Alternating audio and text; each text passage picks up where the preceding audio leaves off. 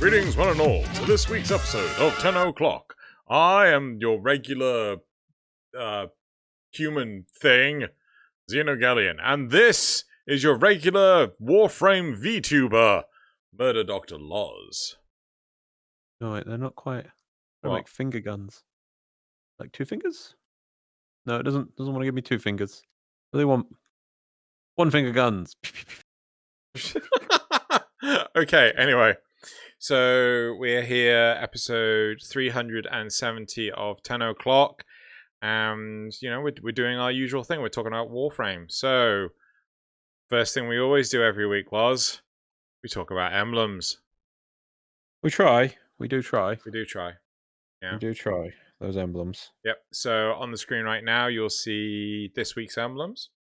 I'm going to say this beforehand. If you wish a chance to win 75 Platinum for your platform of choice, go into the description below where you'll see a link to the polls and these emblems. You just fill in the poll, submit it, and then you will have a chance of winning 75 Platinum for your platform of choice.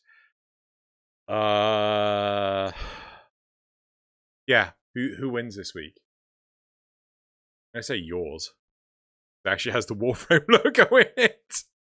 Yeah. I know, mega. I can't see what yours is. It looks like a blue smudge with a white smudge. No, it's a person going insane in a straight jacket with like lightning and shit going around it. Wait, you are looking on Discord rather than the stream, right? I'm looking at your OBS thing. Yeah, it's going to be too much of a smudge. Well, I can't. Hang on, I can look it over here, can't I? Oh, it's still tiny. Yeah. Oh yeah, I see. He's got a smiley face, or she. Crazy face, or with weird. What's the sort of black thing in front of them? The legs. Oh. Yeah. They're sitting on the floor. Oh, sorry, I thought that was the Warframe. Oh, yeah, no, yours is weird. Yeah. Very weird. If anyone knows, like, if that's for some webcomic or something, do let us know. It's kind of cool, but right, I don't need that anymore. Right, so we're now moving on to Dojo Dusting.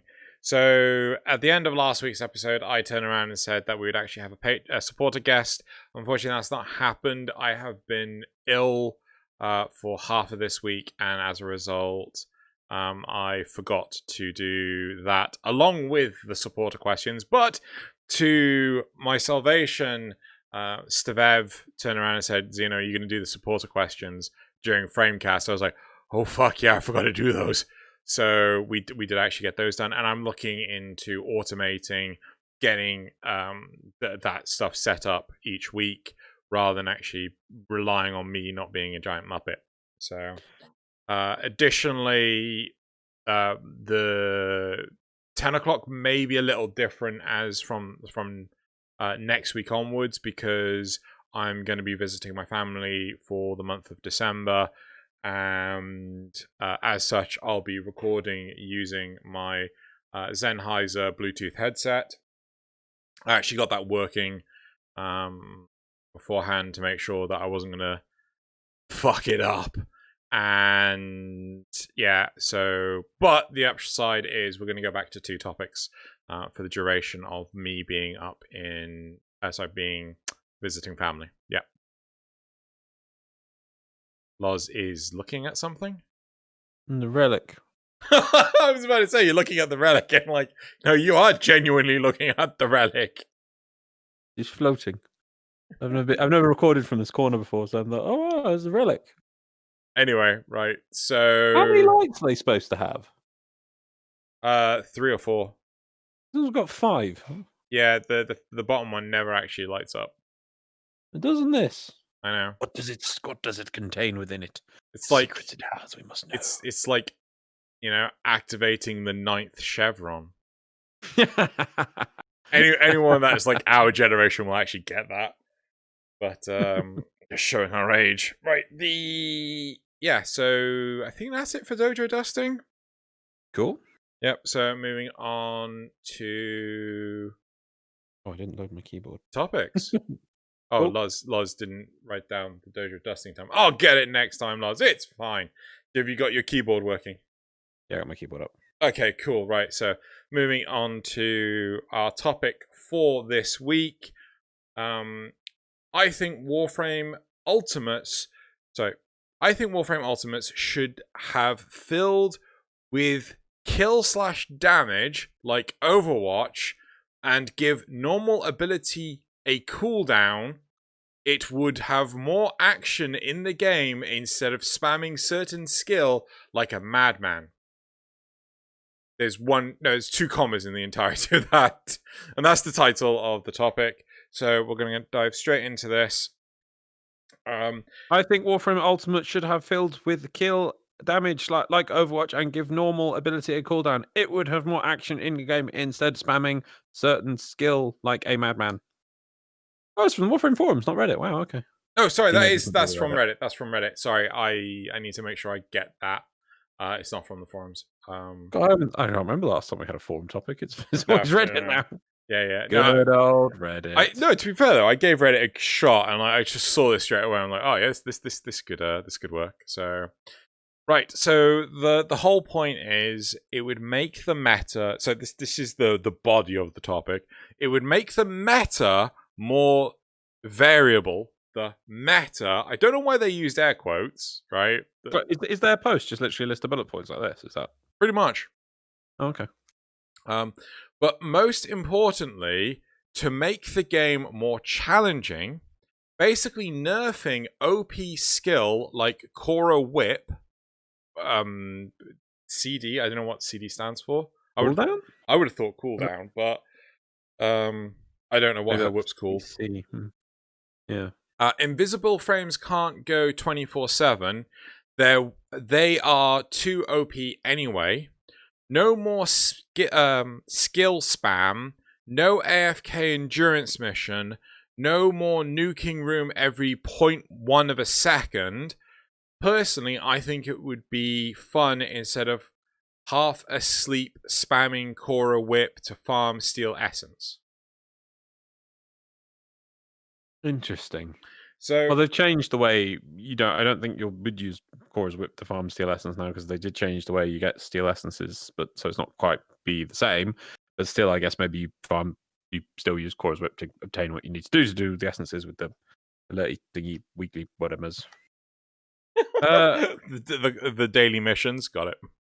Yeah, they don't. I don't know if they're daily or weekly. Yeah, but still, interesting. So this has come up in the past years ago about cooldown and abilities. And in the past, I think I would have leaned on that Warframe is unique in that they don't bother with cooldowns. I think wait, I think I did suggest cooldowns for the first abilities, like Nova's Fireball, I think. I think Nova it's doesn't just have a fireball. You mean Ember's fireball? Oh God, my brain is just three ways. Okay, I will own up. I was going to jokingly say that Xeno's wasted his week being ill and playing World of Warcraft. I will simply own up, and to my shame, and simply said that I have been spending too much time playing World of Warcraft the last few days. Though actually, I haven't played it in about 24 hours now. Hey, there's a hole in the map there. Anyway. On the edge of the arsenal. Anyway, but still, no, I've been playing too much World of Warcraft this week, so my head is all over the place, even though I didn't play it yesterday at all, or today. But still, I played too much within like the first 40 Are you 60 yet? Oh, yeah. Oh my God, you're 60 within 48 hours? Jeez, that's way I was too 60 within 40 hours. Wellspur was 60 within like 12 hours or something stupid. Oh my God. But anyway, but still, anyway, yeah, that's my head. So for my mistakes this week, I blame that. So yeah, sorry. Ember's Fireball. I think I suggested that the first abilities of Warframes should be changed so that they had like uses that recharged, and then they could make them more useful or make them that they had an effect on the other abilities in a certain way. That's, I think, and this is years ago I suggested this, but in my point, I wanted the ultimates not to be cooldown based. I think nowadays, and I think I probably made a comparison back then about how, look at Destiny. Destiny has cooldown abilities and you hardly ever use them because you're just forever waiting. You use them like once and then that's it. And then you're waiting for the cooldown for ages and ages and ages. Look at Warframe where my abilities are so amazing. I'm using them. I feel so powerful. Now,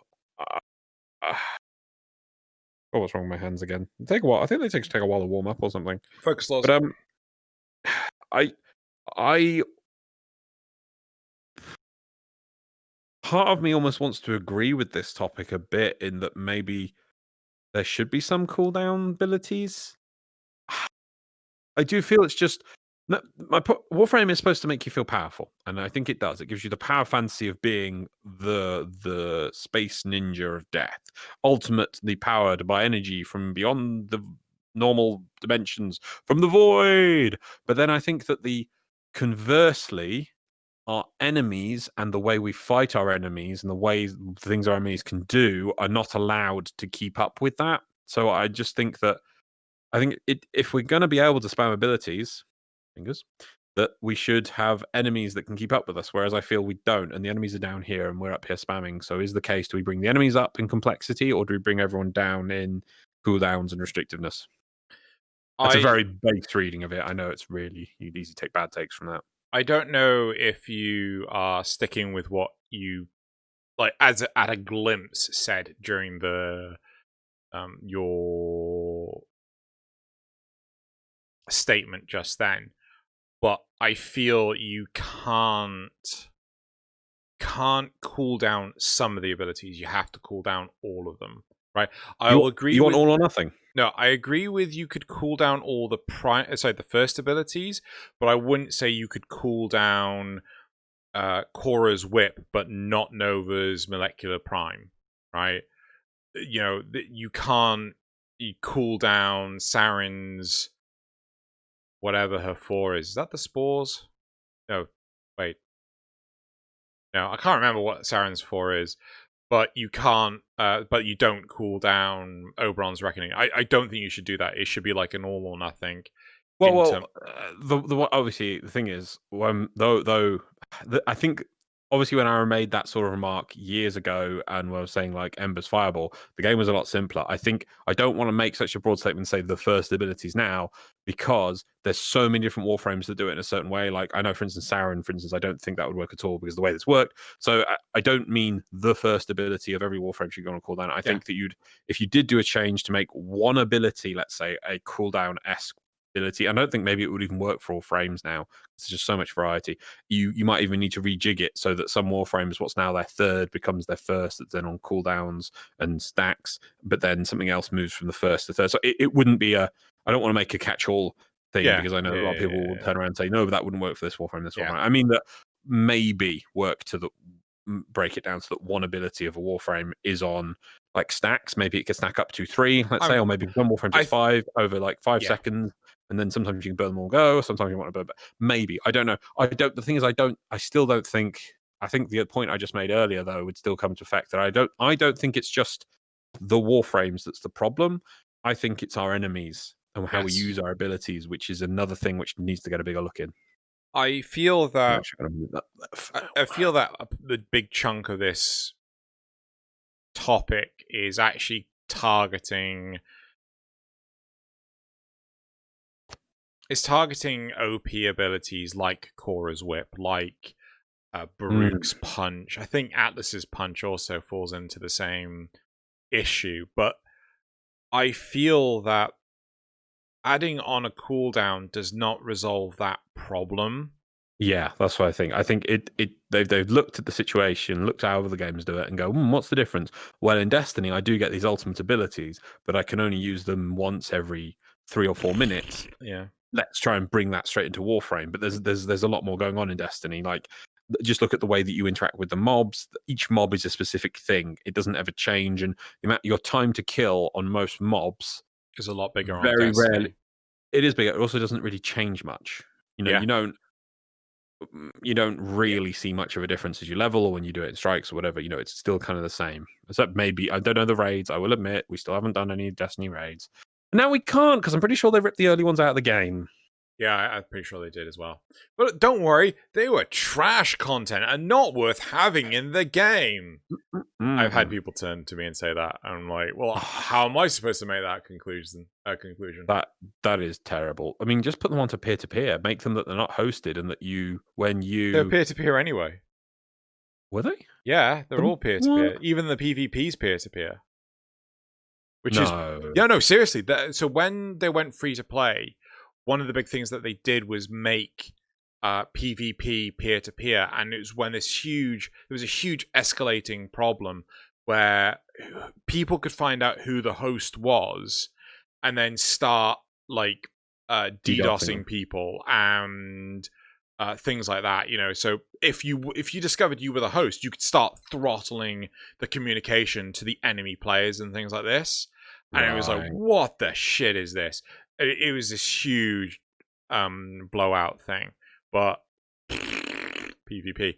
I do. So one thing I do actually want to give you credit for is the fact that you've brought Destiny into this over Overwatch, because there's so little comparison between Overwatch and Warframe, but such a bigger one with Destiny. So I'm going to give you credit for that. Just as another example, what Overwatch does not work as a comparative measure. Just look at the fact. Here's just one simple fact: Overwatch, there is no ammo. You don't. Yeah. You just reload. Yeah. You don't ever pick up ammo. Yeah. That's massive. That affects the game in so many different ways. It's not just that, but Overwatch is a PvP game, right? Whereas Warframe is a horde shooter. Well, some people will probably point out that in some game modes, rarely in Overwatch, there is PvE for some seasonal event in Overwatch 2, whenever that comes, if it ever comes. So, I don't know what you're talking about. Yeah, I know. It's not a thing, is it? Sorry, the murderization of the StarCraft FPS, yeah. Yeah, that was worth it. Good job, Blizzard. But no, I just don't see Overwatch as a good comparative measure for that. It's got to be Destiny. Destiny, and even then, Destiny I don't think still works quite well, because the first person to third person does make a bit of a change there. But then Destiny does have some third person, I guess. But it's much closer. It's also, I feel, in the community as well, like as a player, it's a much better comparison than Overwatch. With regards to the increase in game challenge, I do not feel that this resolves the issue. Oh, okay. So instead of being able to spam Molecular Prime, I can only run it every X seconds, right? So I'll just start counting and then hit Molecular Prime as soon as I can. I'll make its duration as long as possible. The whole customization of the game is to the point where you can exploit this. So no matter what you do. So what? No, you could. No. Yeah, you are right on that point. But what could be an equally quick retort is that you make these cooldown abilities not get affected by regular mods, and instead they have their own one stat to just up that. Like there'd be a new mod called Ultimate Increase that would be just to you'd use a mod slot up to, let's say, increase the ultimate. And I don't think you'd go as far as, let's say, having an ultimate range, ultimate power, ultimate time, ultimate duration, ultimate energy use mod. But maybe you might have like one or two, maybe I would just say one for just leveling up in general, but maybe you could put a little bit of variation, because you don't want to waste too many mod slots on it. But that's what they would be retort, is that you'd make it a separate mod that would just affect ultimates, and that all the other mods don't do it. So that way you and also for your time thing on Molecular Prime, again, I'm going to bring in the Destiny model, in that the ultimate probably wouldn't be timed, but you'd have to pick up special orbs, or it'd be based on kills or something. So yeah, that's the thing, is that Warframe. I think and feel this. But I say think first, because thinking's more important than feelings. But still, in my opinion, stop saying in my opinion, it's bad. That the goal of Warframe was to be free. That's the thing. Look at the movement system. It's one of the for a game, for third person game, it gives you the most freedom of movement, to the point that it gives you movement that beats its own movement. You now have classification. When you're saying free, do you mean there's so much choice, or freedom? No, unrestricted. Right. Okay. So yeah. Okay. Cool. Yeah. So there is choice as well, but they're so unrestricted to the fact that Parkour 2.0 beats most of the movement systems they used to give you, and they haven't gone around. They haven't gone, oh no, we've got to reduce Parkour 2.0. No, they're like, no, well, you can still use Nova's portal, but you can still also bullet jump, double jump, slide, run along the wall. I mean, everything. One thing I feel is, if there were cooldowns on ultimate abilities, it would flat out ruin ultimates. Because, there are so many. There's a few builds that I have, primarily my Oberon. I never touch Reckoning. I never have to. I never need to. I just put down Hallowed Ground, put on Renewal. There you go. Don't give a fuck about the ultimate ability. Other But if it abilities, was, I think, would take dominance on Warframes if the ultimates had cooldowns. but a cooldown, can we say cooldown / separate resource gather, like the Destiny system? Sure, but I just want to pop even it in so, there. I But, think that well, but the point is though, if you do take them off of it and you put them on a cooldown or put them on a resource generation system like that, that you can then make them super. You could even push them even per cast, become more powerful. That each one becomes a map clear because they're on a cooldown now. You could make them on a massive cooldown, but just make them a map clear. Molecular Prime that but just. I'm not quite sure how You could have effective old that. Molecular Prime back. I'm not quite sure how effective that would be, because if it would clear the whole map, it's mere seconds before you are really tired, aren't you?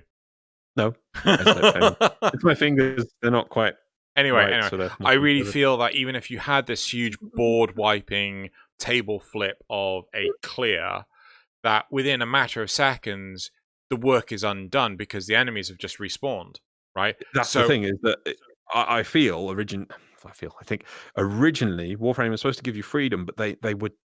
I think the enemies were supposed to be in par with that, and that's what you kind of get the feeling that it used to be. Especially even though Molecular Prime would clear a room, you had to go near 5 more seconds, and they'll be like, "Next squad engage." Yeah. That's how it used to be. And I think maybe they've hit limits.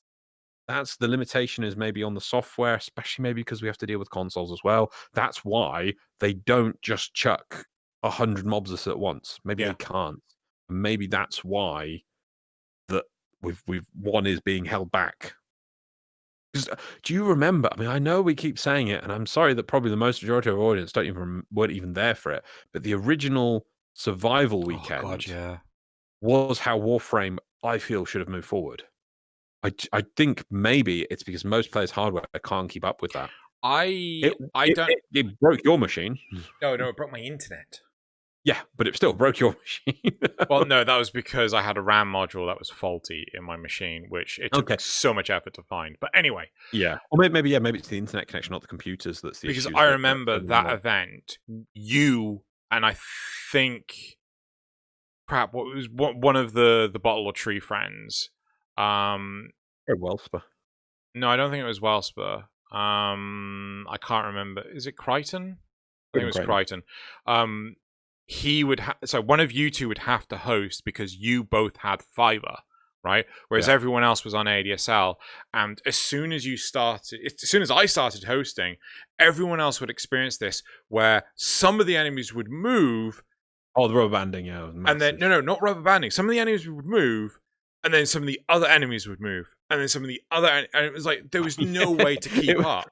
It was like playing more than rubber banding. Sorry, it was more like playing the traffic lights. The red, green, red green light, yellow, and then some mobs would move, then other mobs would move, then these mobs would move a bit, then it's like, okay, what's going on here? It's like some giant chess game. The players would experience the rubber banding more than anything, but it was absolutely chaotic, and but when it worked, it was so good. I feel that the biggest hindrance to Warframe's progression is potentially the Nintendo Switch.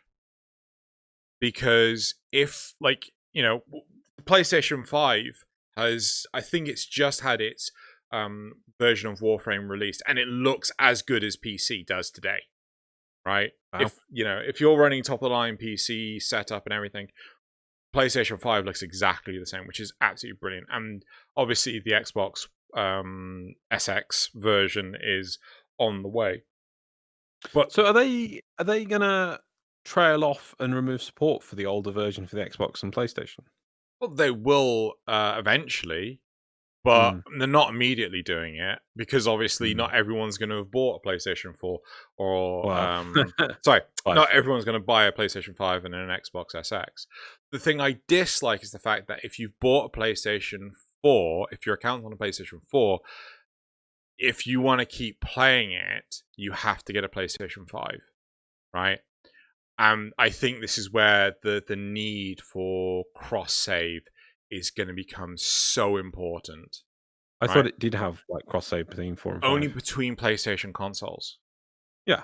right? But what happens if little Timmy doesn't want a PlayStation 5, he wants an Xbox SX, right? Oh, Yeah. right. So I think the need for that is going to escalate more and more as time goes on, and Mm. DE is going to have a battle to fight. Maybe the Tencent overlords will just pay the bill to allow cross save or cross play or Well, anything like that. my understanding, I don't think it's anything to do with the bill or anything. It's, to my understanding, because they normally are the ones when it comes to these issues, it's Sony. And I think you could probably get cross-platform support between Xbox, Switch, and PlayStation quite easily. But Sony are the ones normally when it comes to these PC, cross not issues. PlayStation. No. PC is a separate issue. No, Sony historically, like for instance, Minecraft was going to be Xbox and Switch, and Sony were like, "Meh, we don't want to join in on that." I And thought it eventually was they went, Xbox, Switch, and PC. Yeah, probably, but it was Sony that are ones That that was wouldn't join in. Whatever thing you, and like at one time there was Rocket League, and they accidentally switched it on to show that Yes. it was like, oh, this cross, it can just work. It Yeah. literally can work. There's nothing resolving it on I don't know, on Rocket League that was actually preventing it. It's literally Sony being very protective of their platform and making theirs very insular. And Yeah. so it's to do with platinum purchases on Yeah. other sources being available on the PlayStation market. Yeah. So what do you do about that? I mean, one thing that they probably might have to do, or the one way around it, is that you can have cross save, but any platinum you purchase on other platforms can't be used on a PlayStation login, and any platinum used on a PlayStation login can't be used on other logins. That makes sense. So you'd I log also into. think specific cosmetics. Yes, exactly. They would also be specific. Yeah, I'm not quite sure that's about. what they have to do. I'm not quite sure how Tenno Gen would necessarily fall into it. But obviously you've got, I want to say, Obsidian and Jade. So Jade is the Xbox set of skins, and I think PlayStation 4 had the Obsidian set of skins. Like, you wouldn't be, even though they're in all versions of the game, because you can actually type in the square brackets and see them and things. But yeah, regardless, we've gone off topic. Let's bring it back to basics. I feel that a lot of the expansion to growth for Warframe is actually hindered by the hardware limitations of the Nintendo Switch. And a lot of people are saying like, oh, give us this mode, give us that mode, but they can't. That is where the growth of more challenging things could. What modes that people want? Well, no, just imagine raids, 8-player raids again, right? Right. But I think realistically they'll have to do 4-player raids, and maybe have the whole squad link thing. I really hope that the squad link thing is going to get another pass and expanded upon. Another iteration. Very good. Very good. Another iteration, and as such come out in the not too distant future. But I honestly would think that they're going to turn around and say, nah, Squad Link was an absolute bust with Scarlet Spear. We'd have to redo so much to get it to work. The thing, I remember A, listening to Steve do his presentation, and B, listening to him talk the day after in the picnic after TennoCon, and he was so enthusiastic that Squad Link was the way forward, that this was going to be a paradigm shift in the game, and it was going to affect the way that squads are interacting, and that make it a whole grand thing of the solar system, linking in with Railjack as well. And it just didn't work, did it? I don't know if it's just netcode's just not there yet. But then I remember when I was younger playing like the original Planet side, and netcode was the issue, and that's why you had people cycling around each other because of the delay and things. And is it always going to be when is internet connection not going to be the issue for games?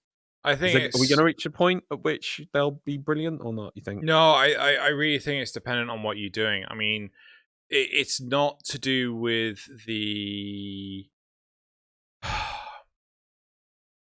like how pretty the game looks or anything like that. It's always to do with the complexity of what's going on around you, sort of thing. So how many enemies can you have in an environment? Maybe I'm wrong with the whole Switch thing. Maybe it's just because on average people's internet connections are made with toasters that, you know, you can't actually get a solid connection.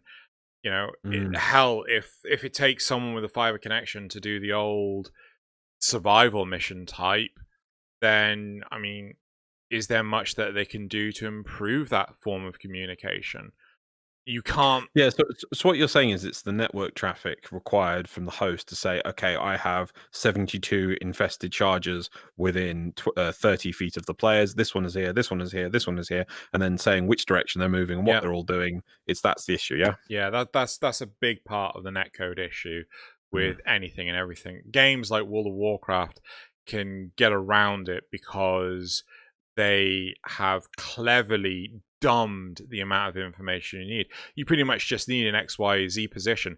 If if someone's feet, so if their Z position, which assuming like 0 is you're standing on the floor, if their Z position is higher than 0, you know they're jumping, right? You know, and it's stuff. Or maybe you could just work with XY. Let's get rid of the Z axis entirely, right? And then if this was a classic technique by the original Doom. I don't know how much you remember the original Doom, but there were no environments where you had sort of like a bridge and an underpass. You couldn't physically be, underneath something. It was always like you would have like gaps and platforms and things, but you couldn't go under the platform. And that was because the game was designed so you only had an XY axis, right? So, you know, you're effectively positioned on a two-dimensional plane. So even though sometimes I swear you'd go like in a room, there'd be a little bit of an elevated area. Yeah, you go up a staircase. It didn't matter because it would just go X to work out X to Y between you and the enemy and you're shooting. Effectively, it's more a case of navigation, right? Yeah. So you know when you've got like the platforms and things, and you have to sprint across the platforms because there was no jump mechanic either, right? So it's stuff like that. The more information you have to send, like, oh, this person's sliding, right? He started sliding at this point. He's stopped sliding. You have to send all this complicated packets of data. And Parkour 2.0 is absolutely amazing. Brilliant example. You go to the relays. Everyone is just walking or running, right? You never see anyone do the jump animation. You never see anyone do a slide animation. You never see anyone interact with a pet. You don't see any pets. You don't see, they really cut out so much of the information. And one thing they could do is say, right, a player started here and has gone in this arc. You give them, I don't know, maybe 4 points of data, and the game goes, they've done a bullet jump. And then they do the bullet. Because it's a relay, you don't need it in real time. Yeah? Anyway, we've again gone off topic. Apologies.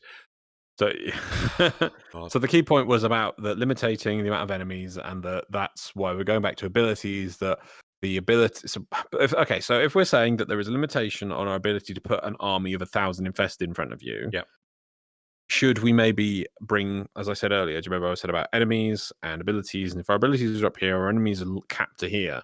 Maybe we do need to bring the abilities down a peg. I'm interested to hear what our audience says. I personally, if they could interpret our absolute ramblings on this one. No, I think it's a case of everyone at home listening to this madness. I think it's because we can't have 1,000 infested in front of us. What's the best course of action? Personally, I would prefer to see more unique enemies, more mid-boss enemies and things like, this is like the Grineer commanders, but actually the Grineer commander has influence on the Grineer around him. So, well, this goes back to how I feel and some people might hate them, but I feel the original Nullifier was brilliant, absolutely perfect idea of a mob. because that's what it basically is. It's almost Yep. a commander mob that has an area of influence around it that it's using its power to protect those Yeah. around it, so that they can attack you without being affected at range, and you have to change the way you interact with it. And it's only because of the whinging of people that I never had a problem with them. I never had a problem, especially now, because now what you could do is because you can have what, you've basically got 4 guns now, and they were always weak to rapid firing guns. That was always the weakness of a nullifier. No, Yeah? no, no, no, no. Slow firing guns. No, fast firing guns. No, fast firing guns had no issue. Slow firing guns, like a sniper rifle, Oh yeah, no. couldn't So pop yeah, a bubble. the nullifiers are always weak to fast firing guns. Oh, apologies. I Yeah, understand now. Yes. weak to it. Yeah. So what you could do is you just put the Imperator in your arc gun slot, and you can always Rapid tap you tap. even yeah, you instantly always can pull out a rapid fire gun. I mean, the fact that before it was like, oh well, my sniper rifle can't take it down. You've got a pistol. Yeah. At the very least. No, but I want to have shotguns for my pistols. Yeah, why not? Okay, well then now you've got an arc gun as well. So it just, and even then they still have tweaked them and tuned them, and now they're a bit weaker, but still, even so, I feel they're the great choice. But still, people still whinge about them. I just don't. You just can't win. I think from the mentality of I don't like things taken away from me. I love the freedom that you were proclaiming before of being able to do anything, being able, it's all about my own ability to manage my energy, so on and so forth. I would rather maintain that and have these capital enemies, right, than lose that freedom just to bring us down a peg because we can't bring up the enemies. Yeah, to max I us. agree with you. I would, if the amount of enemies is a limitation, I think a lot more effort needs to go into coming up with newer mobs which interact with us differently, which is something we've said for a long time. Like, okay, so you can't just, I wouldn't say just give nullifiers to every different faction. That's not the Yeah. solution. But I will get to the comments later. I do feel a lot of people were a bit confused on what I was saying about nullifying mobs. But I just feel that, let's say, in a horde of, I don't know how many mobs you can have on screen. Let's say 15 Grineer, Sure. right? That you can CC. That there's one mob in there. It's a Grineer, so we can't have nullifiers. That is the commander, like the Nox, but we'll call him the commander, chonky commander Grineer. He would be immune to CC, and maybe make it for infested. That there's the commander that's like the I just call him the inverse infested commander. Mm-hmm. That if you try and CC them, they mirror the CC back onto you and don't get CC'd themselves. Yeah. Maybe for a small duration, so that you go, oh, one of them has spawned, and obviously it'd be very big, obvious. It'd be, I am always in the camp of telegraphing things. That's why nullifiers tick all the boxes. Oh, look, there's a nullifier coming down the corridor. Why? Because I can see the bubble. They are so good. I'm pretty Sorry, sure. the mirror one, yeah. So it would obviously telegraph. Oh yes, there is a infestation mirror commander, and so that if I can't just spam up my CC because look, I get CC. Obviously, maybe for a reduced generation. So if you get Bastilled, you just get chucked up in the air and chucked down again, maybe something like that. But then you go, okay, now I can't CC. Better deal with that one mob, and then I can CC the pack of all the mobs. I wouldn't want to get rid of CC, but I don't think it should affect everyone. But anyway, back to the topic again. Anyway, back to abilities. And I personally think that another side of it could be the commander enemies could do. Oh, right. So all the Grineer in this squad have. Oh, instead of Grakatas, they have Hinds, right? They have Krakens. They have, just they have. Is it Dragoons? The I can't remember. Just swap them out if they're in the presence of a commander, then they get different weapons, right? And then if the commander dies, then I don't know, the weapons break, and it doesn't matter about the fluff of but why would the weapon change? No. I'm totally for a one that buffs the enemies, its allies nearby with a visual effect, and that all of a sudden they stop. Yeah. I can get behind that. Yeah, but because this feel like I can see what this person is doing. Yeah, this is my last statement, right? I can see what this person is trying to do. Oh god, we've gone for a while. I do not think that cooldowns is any way, shape, or form the solution of nerfing OP Warframe abilities. Right, yeah. And I will say that I do feel, I'm going to say feel on this one, not think, that there is something that they are addressing, something that is there at the core of Warframe, which isn't being addressed or has been left to grow or embed itself and not spread. I'm looking for a word where it sort of like spreads out, but not.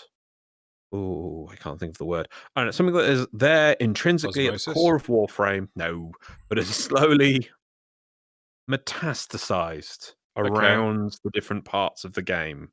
So it's there now in the cores of all of it. Only a small amount, but they're everywhere.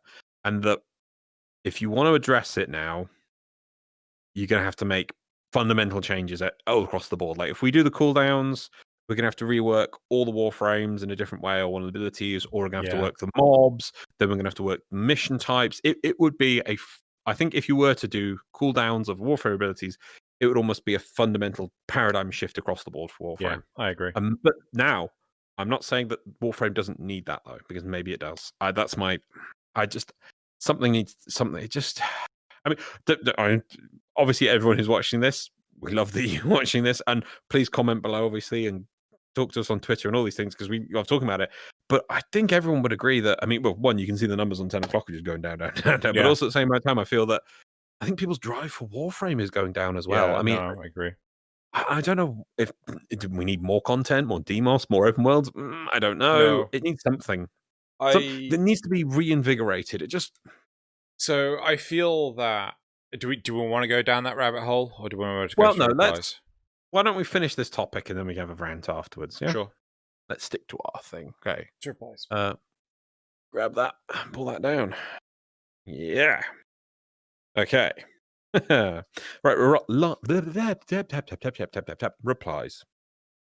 One, they tried something like that with Onslaught. It's awful. I think that's entirely dependent on the Warframe, because I think a lot of Warframes get away with it.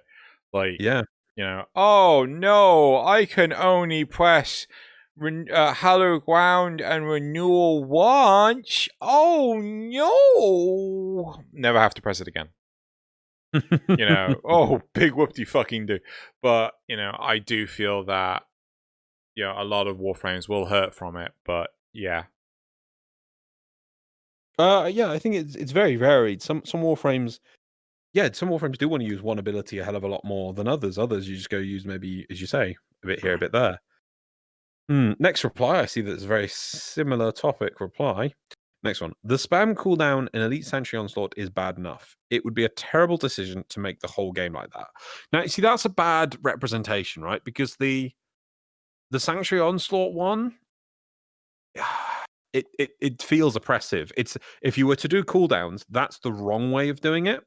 That it's kind of like the more you use it, the more it feels like you're punishing you. Whereas what you would do is you would make it that there's a cooldown, and that whatever, maybe using other abilities would actually lower the cooldown. It's like the same thing. Do you remember the story with the WoW experience thing? No. Right. So in MMOs, the way Final Fantasy XIV did it originally, the original Final Fantasy XIV, is that as you played, you started at 100% experience, and then after a while, the game would moan at you, and you'd go down to 70%. I don't remember the exact things, but basically, you would go down to like 80%, 70%, 50% experience. The game would go, "You've been playing too long. You're now only receiving 50% of the experience," and it feels negative because the game is, it's like the game's punishing you. World of Warcraft flipped it on its head. I think World of Warcraft actually did that originally, but then they flipped it from the beta to the release. That the way the release is, oh, you've been logged off for 2 days. Have 2 days of bonus experience. And it's like, oh yeah, you've used up your 200% bonus experience. You're now back to the regular 100%. You're like, oh, cool, bonus. It's the same system. It's exactly the same, but it feels like you're achieving something. Whereas in this, the way you would do it for Warframe abilities is, you know, it's punishing. You just get a block. You know, oh, you've used that ability too much. You'd make it that the cooldown is long. You're like, oh, but if I use my other abilities, I reduce the cooldown on this. When the end result is you'd probably be using the end ability the same amount of casts, but it tricks you to think you're actually doing something and achieving more from it. So that's why it's a bad example, the Sancheon slot cooldown thing. It just, especially the fact that you don't even see the number. It just is sort of like all of a sudden goes, you're not using that. No more. It's really in your face. Anyway, next one is no hard pass. Okay. And then the last one is energy management, positioning, timing, synergies with squad mates and weapons. These are the core gameplay in Warframe, besides modding. And changing that would remove its identity. And none of them are achievable by mashing one button every 10th of a second. AFK farming with Cora is a minuscule occurrence, far from justifying major alterations to the core. You might have accidentally let yourself be duped by people calling everything easy by failing to realize that that's actually the result of acquiring good gear, learning the mechanics, and building up muscle memory. Muscle memory. Look at this muscle. Let's see if I can get this on screen. Here we go. Where's my camera gone? Let me get that out of the way. Right, here we go. Right, here we go. Some muscle memory. Do you see those thumbs? Yeah. Oh yeah. I see those thumbs. I see those. See those thumbs working. This is the muscle memory that I'm worked up. Oh yeah. Let's go. And then your hands just completely spaz out. Yep, that's the muscle memory in action. No, I do think that the Cora farm thing is. I don't think I've ever seen it. I've recently seen videos of it. Yeah, I've seen more like a Harrow like do some weird shit. Then I'm like, what the hell? The hell is that Harrow doing that? But the Cora thing, like I've barely seen it ever. I do think that there are Warframes out there that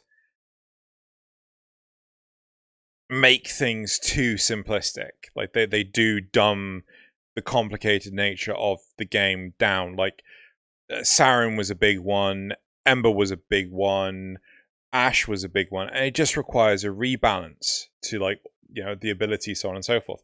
I also completely agree that you cannot just smash down the entire house because of one ability, right? So you should fix the ability, not the whole system. The system isn't broken to the core.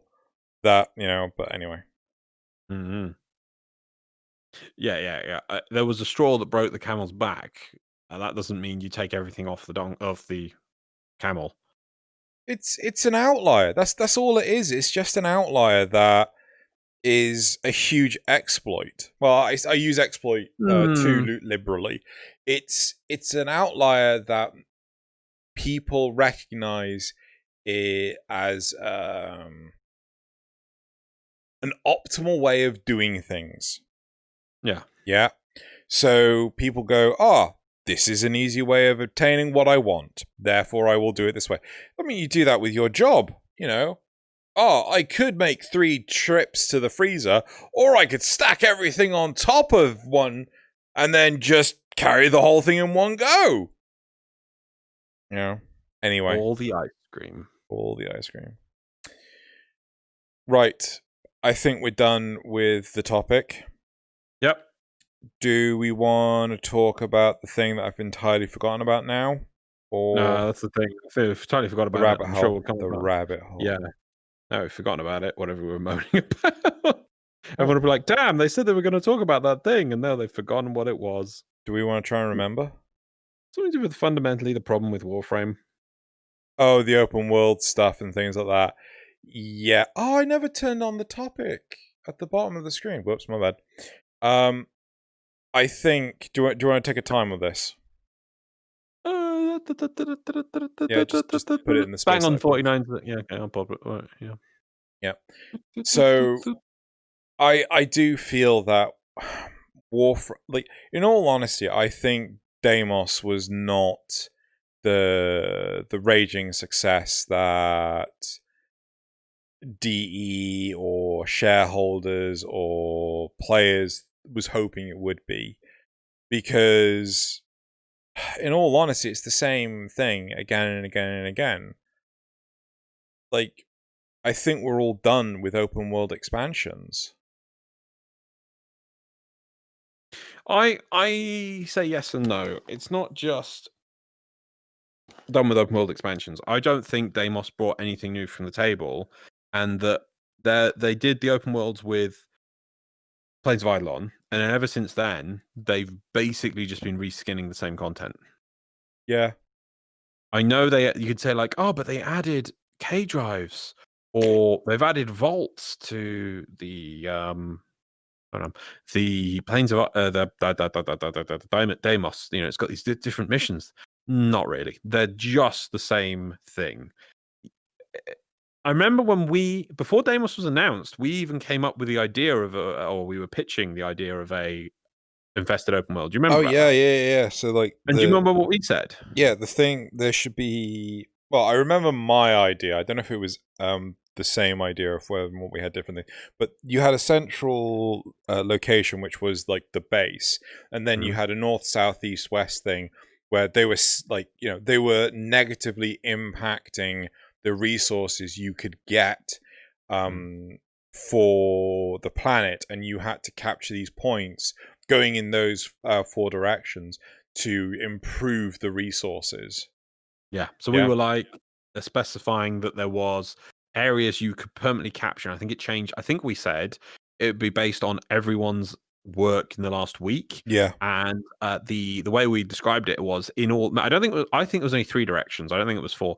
That there was infested hives in those directions, different enemies, yeah, whatever, and that they were trying to progress towards the middle, and your job was to fight them off, and yeah, that there'd be, you'd unlock different bases that would be, as you worked out. I mean, you got you got enough space on the Valis to do this, but the problem is you just always shoved into the same corner. Whereas this thing, you work in the middle and you work out, and obviously, as you could change it that some weeks that some of the hives became weak, and it would, yeah, be listed up. It's like this hive is weak, and it'd be easy that next week we could easily push that way. And then other weeks, maybe that you'd want to make sure you're getting a resource, or there'd be a, it would say next week there'll be a 200% boon on this resource. Everyone goes, oh wow, it'll be amazing. But it also says there'll be 1,000% increase in the hive from that direction. It's like, oh well, we better unlock that base for next week. Better push in that direction, everyone. yeah, So it would give. That's how we pitched an open world. So it was a complete different variation. I mean, you could say maybe it'd be a lot more. Oh, D couldn't actually put that into game, but we're just working from an idea. Obviously, it would expand from there. But Deimos isn't anything. Deimos is the same open world.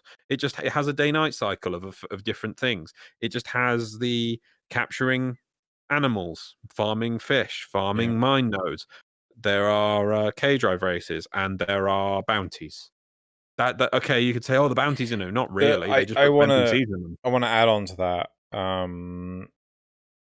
The one of the biggest drawbacks for me is the fact that with Fortuna, unless I'm being utterly stupid, the thing with Fortuna and Solaris and Cetus is that you did bounties or whatever to gain the one rep, right? Yeah.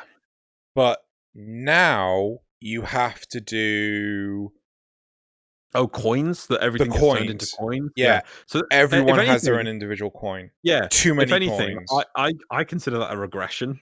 I don't. If that's the big innovation of it, then it's like no, that's a regression because instead of having one currency, you split it into 10 or 5 different currencies or whatever, and it becomes frustrating. Oh, you need to go do more of this, or you need more of that coin. Oh, you don't have enough of this coin. Instead of just rep, it subdivide that if that is all the big increase. I've just thought of another idea, right?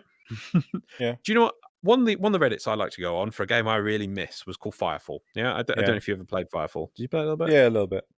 The original Firefall, before they turned it into a World of Warcraft style leveling thing, was just an open map, and the enemies would push in, and it would shift and change. Problem was, it was based on servers, but it wasn't linked to the servers. Some servers, the base at the top would be captured over. Anyway, one of the main things in it was about gaining resources through thumping, which is when you call down a digger. Yeah, just like excavations, right? Yeah. Excavations, not you. Well, you do have excavations on Venus. Oh, sorry, on the Valis, don't you? But whatever, they're rubbish. They Do don't you? feel like true. Yeah, I swear you've got like defend extractors as a mission. They're not. You don't really call them Yeah. down. They're just there. It's not the Yeah. same. It's more defense. Anyway, what if, what if the Deimos open world, no bounties? No bounties at all. The goal, right, as a community, is we're going to have to dig through the infested flesh, right? So we have to call down extract. We have to go out onto the Valis, and we have to use a sort of a map thing that scans the area, and it tells us where would be the best place to put down our extractor, and that affects your score and how many points you get. Then you call down this. You call down your extractor, and then you defend your extractor, or different things happen with your extractors, and there's different extractors, and then every week we might break through a level of the strata, the outer layer of the infested tissue, and then we get to next layer and we get to next year. But at the same time, it's also regrowing in different areas. So the goal is to dig down, and we'd have different extractors and different things. There's no bounties. It's all about digging down and digging. It's an open world about digging. And the reason why I say this is that there was different type. The wet Firefall. I always go on the Firefall Reddit. I still go on it because there's people on there, and it is often recommended other games that were like Firefall, and people say Warframe, and then people say, oh yeah, I like it, but it doesn't have the one thing I really liked in Firefall, which is this open world style thumping gameplay where the extractor's there and it's tough, and you've got different things happening, and there's waves of enemies that come in waves, and then boss waves, and you've got different thumpers that do different things. Let's just make a game mode in Warframe about that. There we go. Completely different open world. Bam. I don't think you can get rid of bounties. Yeah, you can. Why not? No, I think it would be detrimental if you were to remove the bounties and it's just a case of go into the open world and smush it. Yeah, obviously that's the basic idea, but that's why I say there's different maybe you could have thumpers, but bounties, right? Okay, I'll give you this. I'll give you the bounties back, but there's only a limited number of them, and what they do is they alter and unlock more locations for thumping. It all revolves around that. I would say that plus they're not primary objectives, they're secondary objectives while you're thumping. Right? Yes. So think things like, you've got to kill X many crawlers, right? Well, while I'm thumping, I'll just kill that. I'll continue thumping until I've killed that many crawlers, right? Oh, how about, has an idea expand on it? Why not bring squad link back, right? And that you squad link with other squads, and some squads do scanning, some squads do thumping. And so a scanning squad, so they're scanning the strata beneath with like sound waves that actually brings up different enemies because you're penetrating with like sound waves to get data, but that data can then give bonuses to squads that you're linked to, and then thumping, they might be able to do something to say pull enemies away or something. Yeah. There we go. So basically, I've changed that. The open world is different. That the gameplay will have different elements. It'll be about moving and defending things, and it won't just be static world. And also there'll be like the layers you break through, whatever, that could change week by week. But it wouldn't be copy paste Plains of Eidolon. Yeah, I think. Not saying it's a brilliant idea, by the way. This is just literally off the top of my head, but I'm just like, it still wouldn't be copy paste Eidolon, which I'm sick of. I think the squad link would have been a huge saving grace if one thing someone was doing in their game made a difference to your game. Huge difference to the way to Demos. Very sad. Very, very sad. But just because it's a copy paste job, I think that's a huge problem. I don't know what the overall sentiment is. It's going to be a question in the polls, like after 3 months of release, how do you feel about Deimos? Honestly, I was detached from the get-go, and I'm really sad to say that. I'm sorry to say, the quest killed it for me, is what it did. I was so excited on release. I loved it at TennoCon, I think. And then I was like, okay, it's here. Do the quest. I'm like, oh god, yeah, we haven't done a quest in ages. And then that last note of the quest killed all of my enthusiasm in one hit. It really did. I think there's that, but I think everyone's going to have a different reason to potentially why they're detached from Deimos. The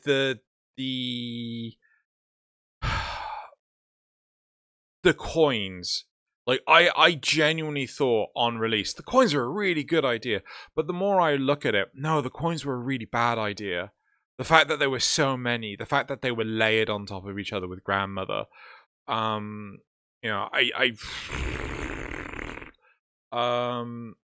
fact in order to like progress in certain ways, like having bounties per, I think this could have potentially been a better way of doing it, right?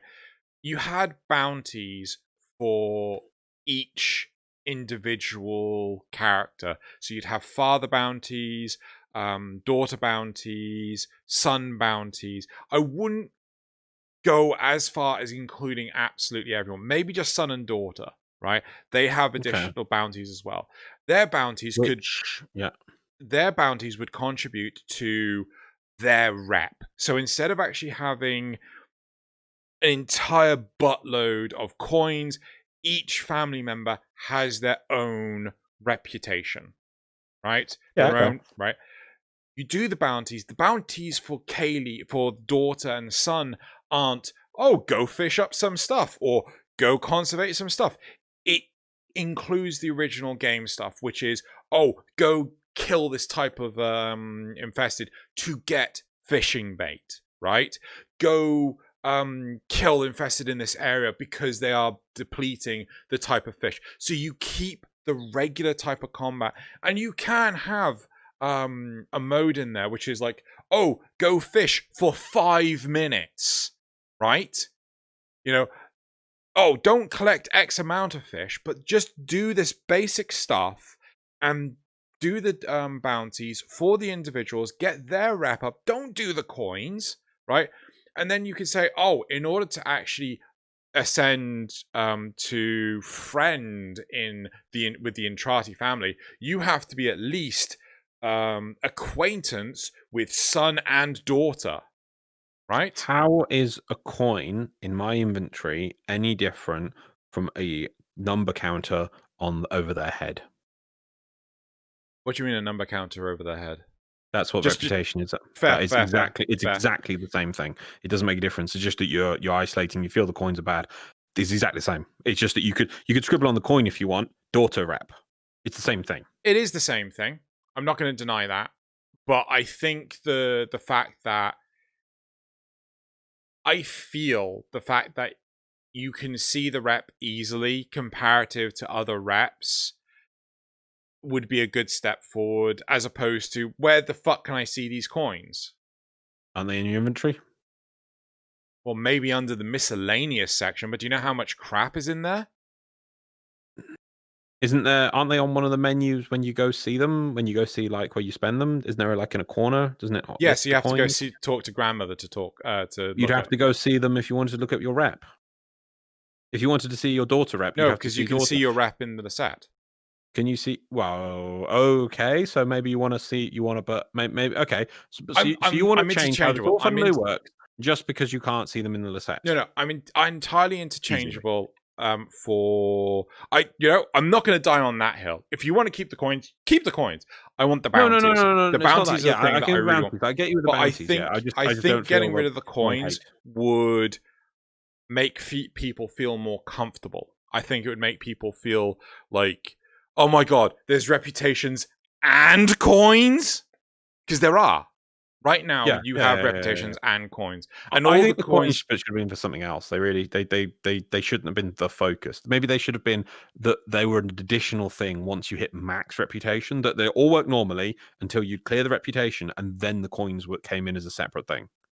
That maybe would have been, so you at least gone right. It would have been the unlocked rep system. So at least you can go like, I am focusing my Entrati family rep. Focus. No matter who I'm helping the Entrati family. And then when they think, oh well, you're amazing now, you're the best person in the world, you've helped us so much, then it becomes like, oh, I've got these coins, for your additional thing, because I already think you're amazing, but this is just an additional thing. And then that unlocks a separate thing, like a bit like how on the Valis, you start with one rep and you unlock a second rep. This, you have one rep that then unlocks the coin system. So then you don't feel like you're because I think what you're saying is that the coin system feels frustrating, and it's annoying that you're just pigeonholed straight into that from the start. When if it was a separate thing, and at first it was like rep, okay, get myself into Demos, get myself settled, get myself acquainted with all the bounties and what I'm doing, no matter what work I'm doing, I'm upping my rep, I'm making progress. And then once you've rounded that off and you've got that complete and your foundation is complete, it's then the bonus, maybe that way. And then, but also still, I liked your bounty system though. I like that as well. I think the bounties are really important. Like, I don't think there should just be one set of bounties from one individual person. Theme the bounties. So Kaylee's like, oh yeah, these are my fishing related bounties. Yeah. Right? Oh, go ha. A bounty for Kaylee, right? Go get me Who's Kaylee? Oh, sorry, daughter. Good. Right. No simping for you. Too late. Go get fish from. Is she really called Kaylee? Yeah, but it's spelled really weirdly. Go get fish from Plains of Eidolon to bring back. Yeah, to bring back to Cetus. Sorry, To use as Deimos. bait? Huh? Use as bait for a special to lure Yeah, out you could certain either use it as bait, infestation? or you could use it to repopulate the infested fish. Right? Options. Yeah. I'm So liking it. you could actually have it like, Otak goes and asks you, go fish me some stuff from Fortuna, right? From Orb Valis, because I need their parts to make better mining drills. Well, yeah. Or you could have dig up stuff from Fortuna because I need these rare minerals. Yeah, I know, but I mean that I was thinking like you could cross the paths and things like as long as it's thematically made. But honestly, like it just feels like so. We hear that again, please. Sorry, I wasn't meant to stutter. Anyway, sure, let me get us a third time. Sorry, a bit harder hearing these days. I don't know why you're leaning into the camera because your earphone is right next to your ear. The sound comes from the camera, of course. You happy now? But I actually really want to encourage people that are listening right now. Let us know what your thoughts for Deimos are. Like, are you fully invested in it? Did you lose interest just as quickly as you did with Plains of Eidolon and Orvas? Maybe that's one question we should ask, which is like, rate the I don't know if I can do like a rating thing for a Google poll, like which one's first, which one's second, which one's the which is the best open world, right? Because I'd certainly still put my hands on Orb Valis, even though they fucked up parts of it. Like Oh no, my favorite open world is definitely Orb Valis. Yeah. Even though I would say they never perfected it. Yeah, definitely. Yeah. Regardless, it was the closest to what I wanted, definitely. Yeah, but anyway. So I think Warframe could really do with having a number of the older style updates, like the Deadlock Protocol, right? Yeah, I think it's time to go back to that.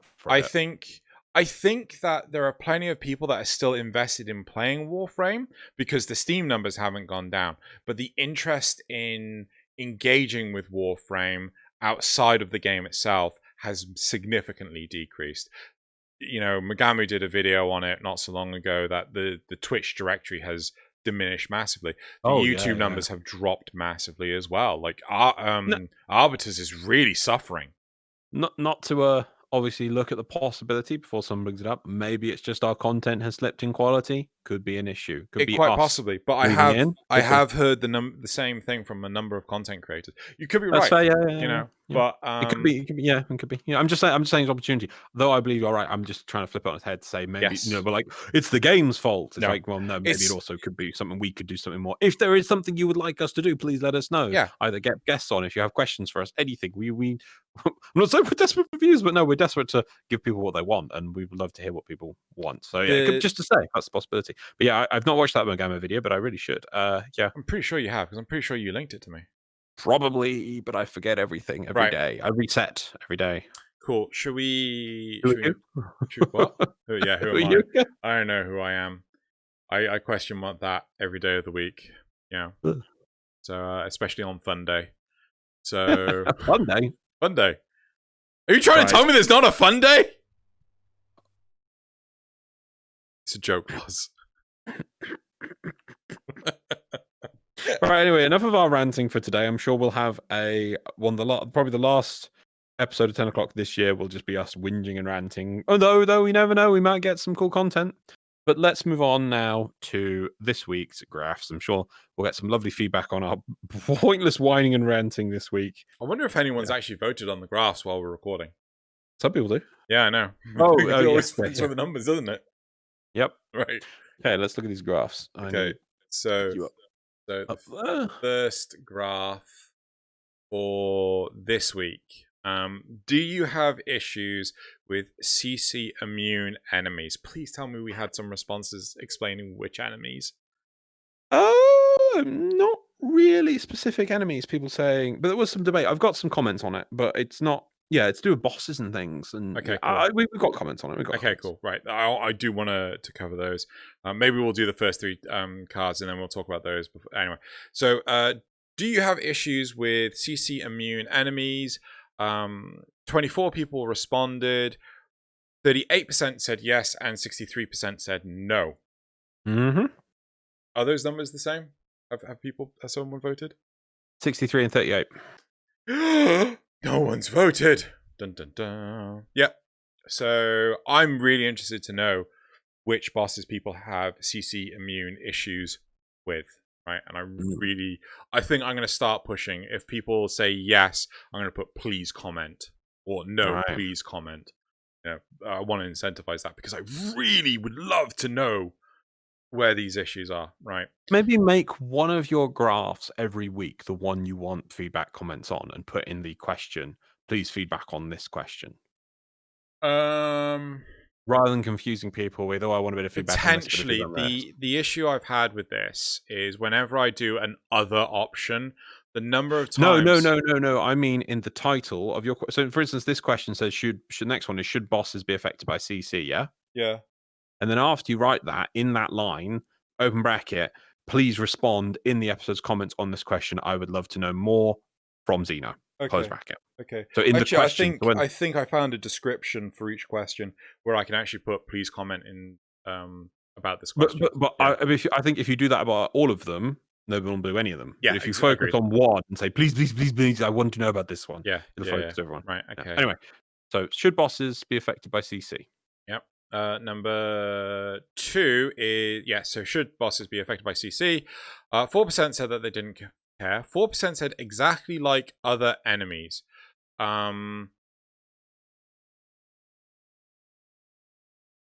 Yes, right. So the whole point was that if you status lock with limbo stasis, then you could do that to a normal enemy. Then you should be able to do that with that was it. With the boss, yeah. Because doing Bastion, Baoband's Bastion, and boss is just going.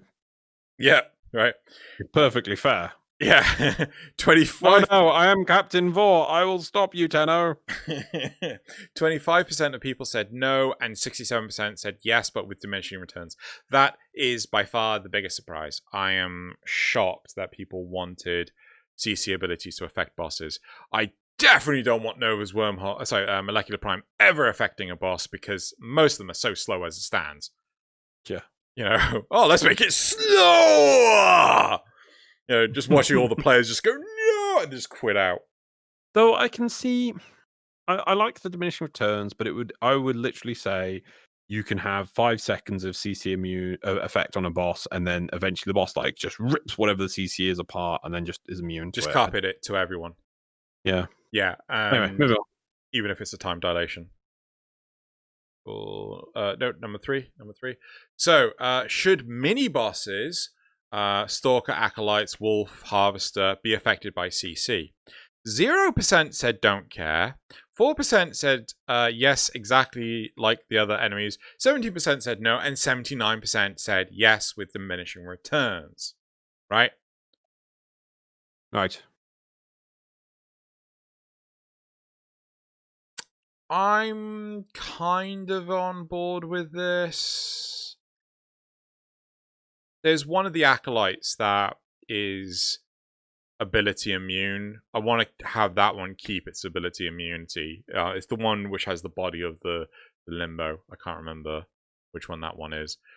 But I can easily say, yes, I want the wolf to be affected by CC, but then Stalker I don't want affected by CC. I think that's a really difficult one.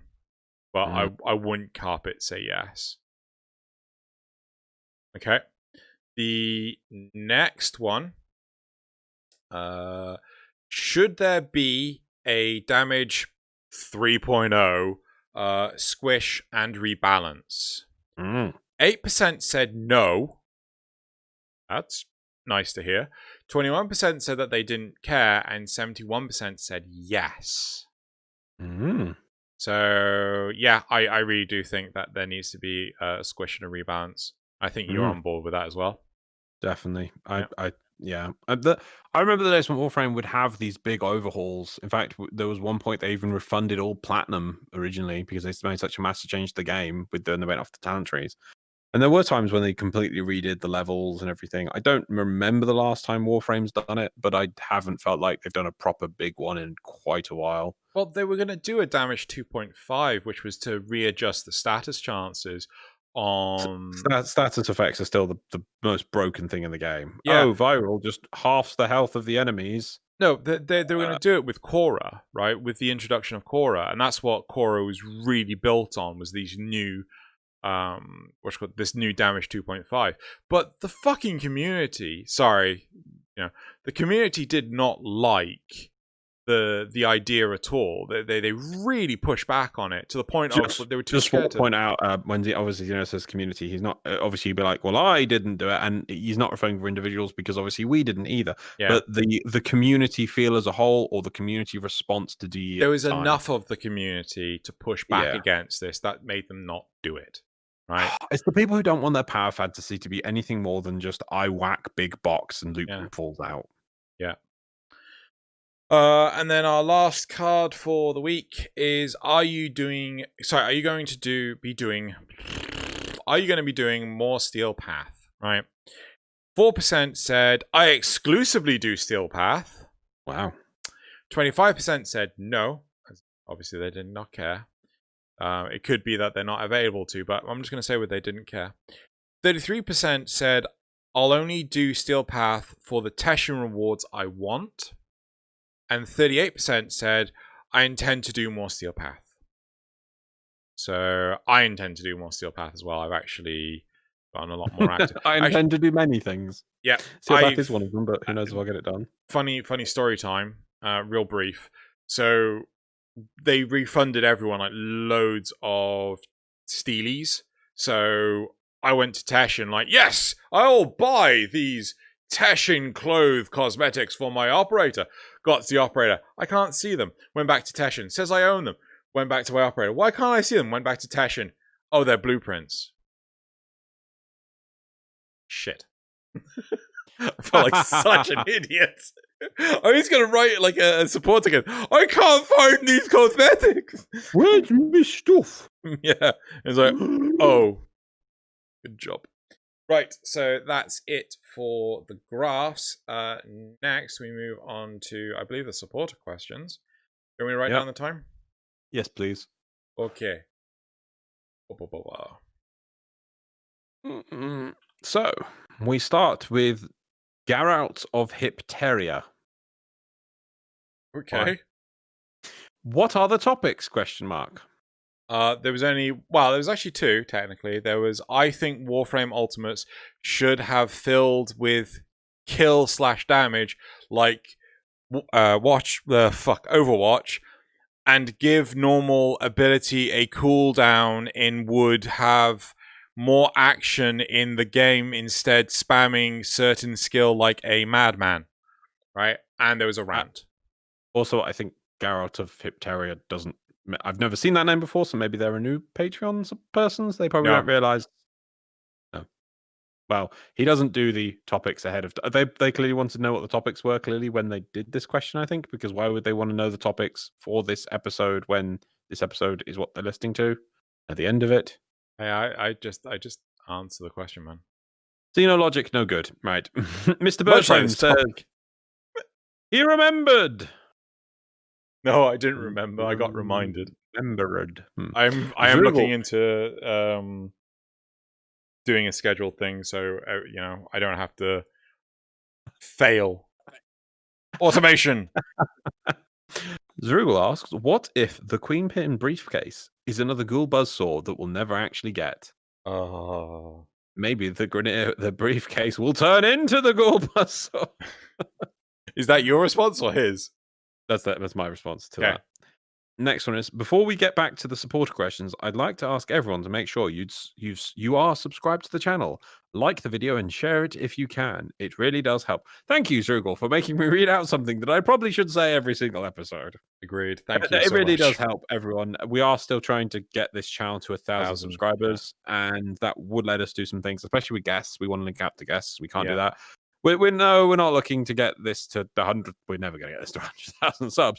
But if we could just get to 1,000, it really would make a big deal for the channel. Not blow like, yeah, we got 1,000 subs, but it'd actually give us access to a bit things like that. So we don't care about monetization. It's the fact that we don't have access to the cards. So when we can't link out, hey, go check out the polls. We can't link out to the polls on the cards anymore. And I think that was one of the biggest draws, and we can't link out to, what was the other thing? Oh, supporters. When we have content creators, we'd love to be able to go like, go check them out on Twitch or YouTube. Yeah, we've got Cephalon Squared. Their link is on the, just tap that thing and you can go straight to them. We can't do that, and it's that's what we want. We need to get to 1,000 for that, so it's quite sad. Right, anyway, moving on. Mr. Birdframe, how excited were you to hear that there could be other relatives in the Little Duck family, such as the Scottish older brother, Big Goose, the Welsh sister, Skinny Hen, and their cousin, Fat Emu from Space Australia? Damn you, Thalia. One, don't scare me like that. And second, shut up. Damn you, Thalia.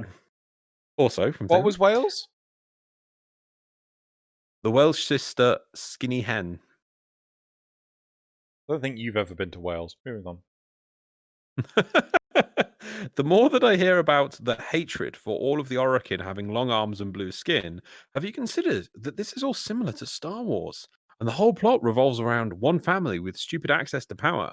By this, I mean that both Balas and Nihil were potentially of the Intrati the whole time. Biggest retcon in the game, baby.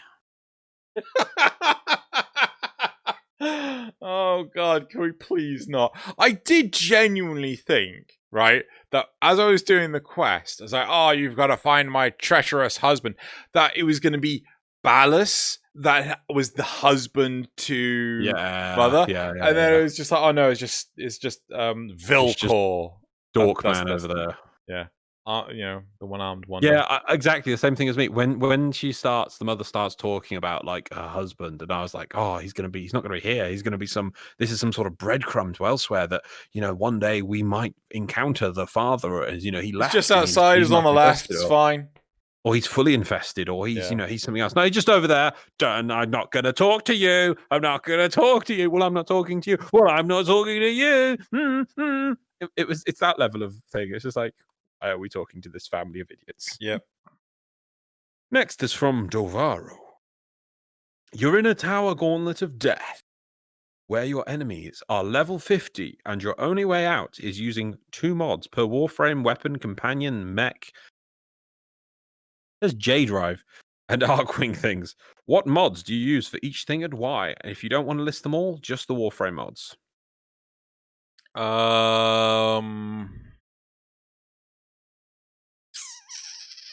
Health and armor. Sorry, health and shields. I was going to go irradiating, disarm, and gauntlet. Maglev. If you wanted the honest answer of how I build, like, say, an Excalibur, if I got to pick my Warframe, I would probably just stack health and shields, because I like that. Even though it's not really efficient, I probably just stack health and armor.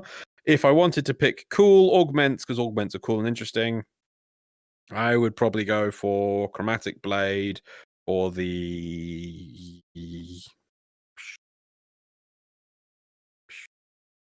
What is it? No. You're on your own on this one. I'm loving this. The...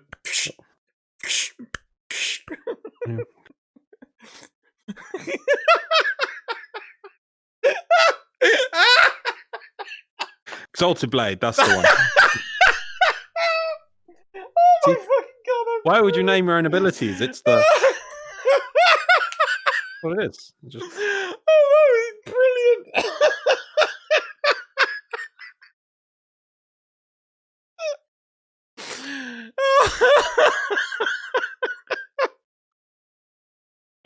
No, it's just the fact that Excalibur Prime, you can't fucking remember what its ability's called. And he's doing that. That one. Moving on Okay. before I keep us here for the next 10 hours. As for like weapon companion, mech and K-Drive. K-Drives have mods? No. Exactly. The rest of them, I don't think they're as interesting because you can't come up with cool things. But yeah. I would just got health and shields. I just health and shields and everything. Apart from Sentinel actually, I'd take the one regen. Yeah. Regen. I love that we're both on the same page. Yep.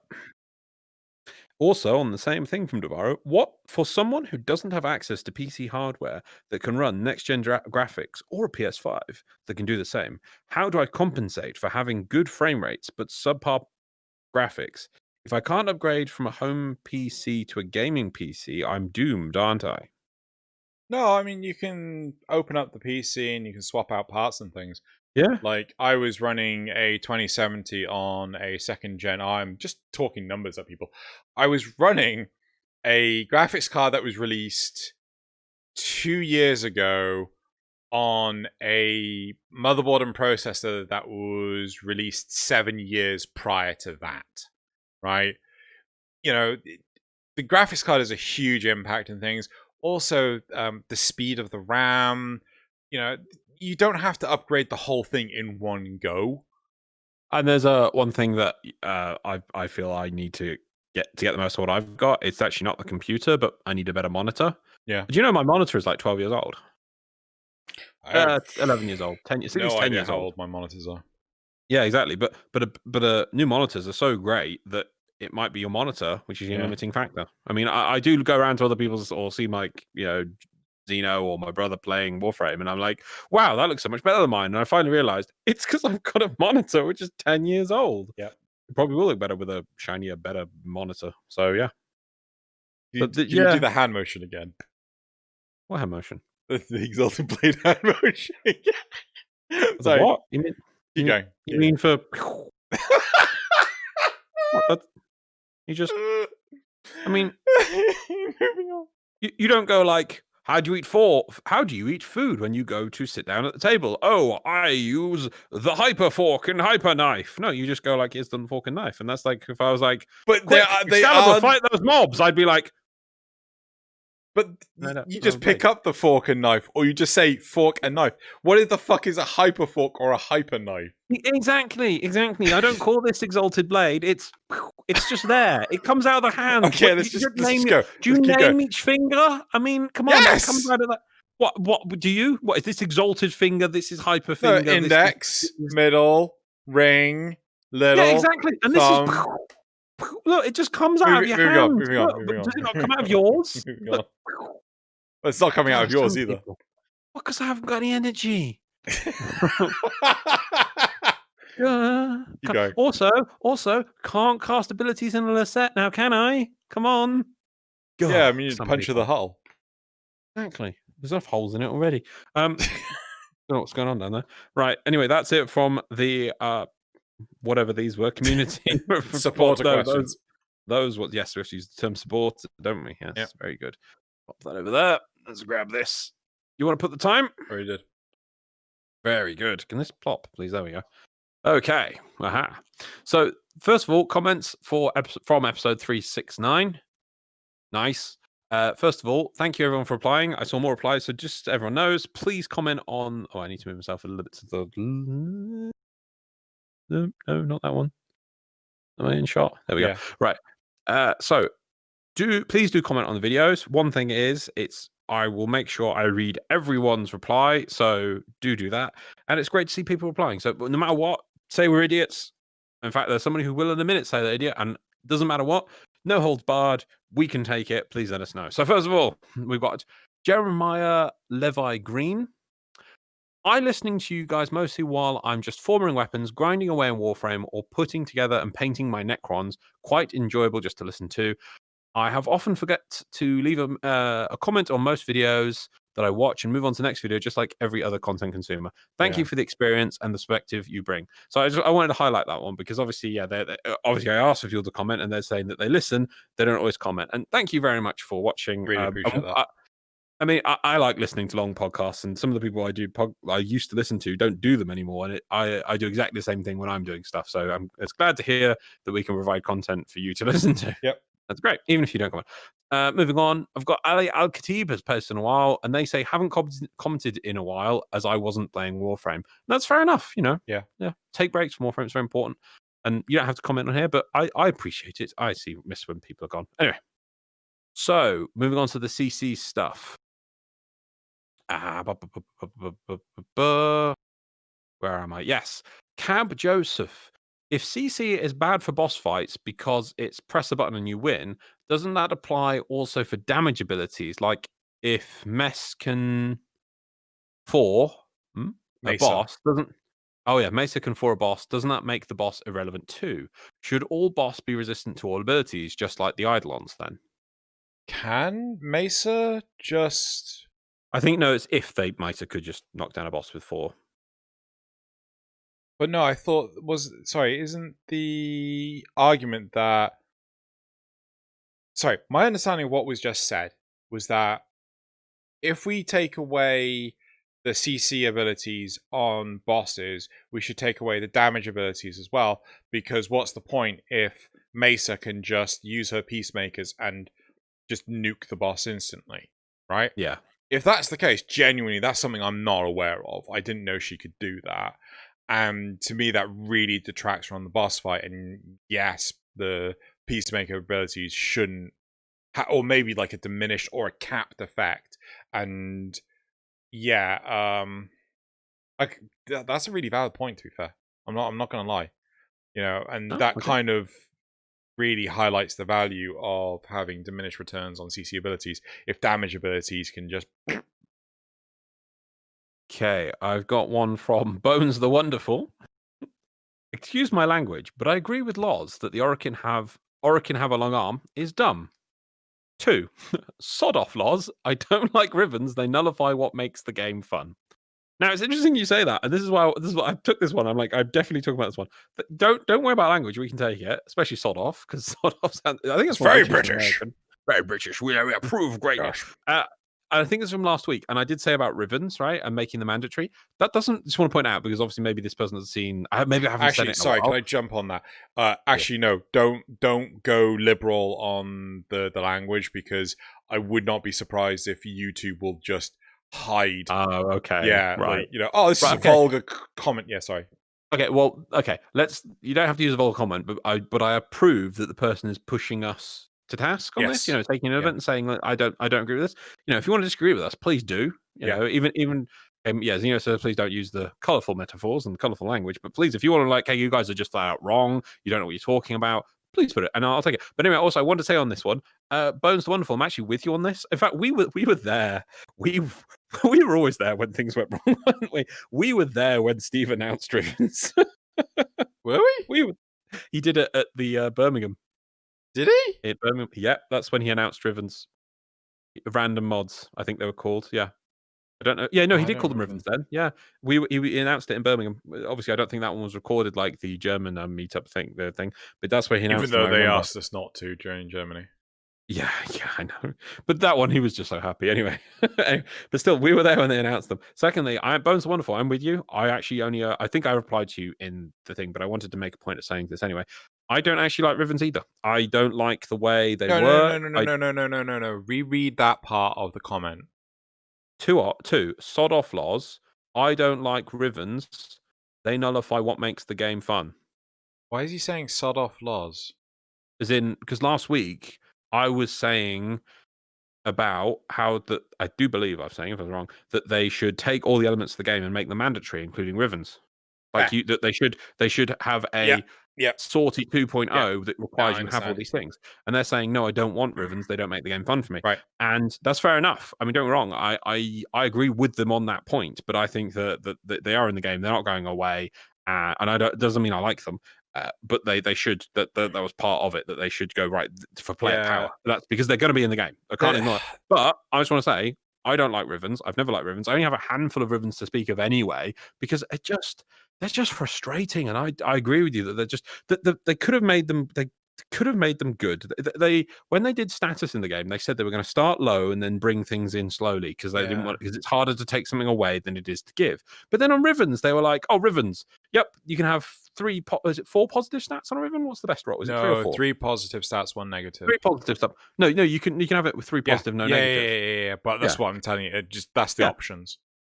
I would have liked Rivens a whole lot more if it had to be. I don't get, and sometimes you can have like 2 positive stats, no negative. Why is there so much variation? They should have been from the start 2 positives, 1 fixed negative. Has to have a negative stat on it. It has to. Why is it you can get these perfect Rivens? That alone makes it just so much, makes it a bit more interesting to me. I still don't like them, but I'm just saying. But anyway, Bones are wonderful. I also don't like Rivens. Just with you on that one. Just to jump on that, I'm fine with that. I'm fine with 2 or 3 positives, 1 negative, mandatory, right? Mm-hmm. But I feel that in Steel Path, that is where you should have to equip them, and they should be a lot easier to obtain, right? This is why I think they should either be 2 or 3. It shouldn't be 2/3. Seeing as you have to vary the stats you're getting and the amount that stats gives as RNG, why is there a third RNG layer on if you get 2 or 3 positive stats? And then why is there a fourth RNG of if there's a negative or not? I also feel... let's just remove 2 of those to start with and just say they're always 2 positives, 1 negative, or they're always 3 positives, 1 negative. Pick one, not both. I'm also on board for the whole let us re-roll the stats because... Yeah, there's that. No. The reason for that is because they keep on complaining, saying like, oh, we can't predict what people are going to take into a mission, but if you've got the ability to make a better Riven, right, then you could have a better idea of saying, oh, well, you need to have this, it's something to work towards. You can make, but if it's that you can work towards producing a Riven of X output and they can base the game off X output, and thus you're like, okay, I need to build this Riven until I reach that point. Instead, there's too much randomness on them. They're just, Anyway.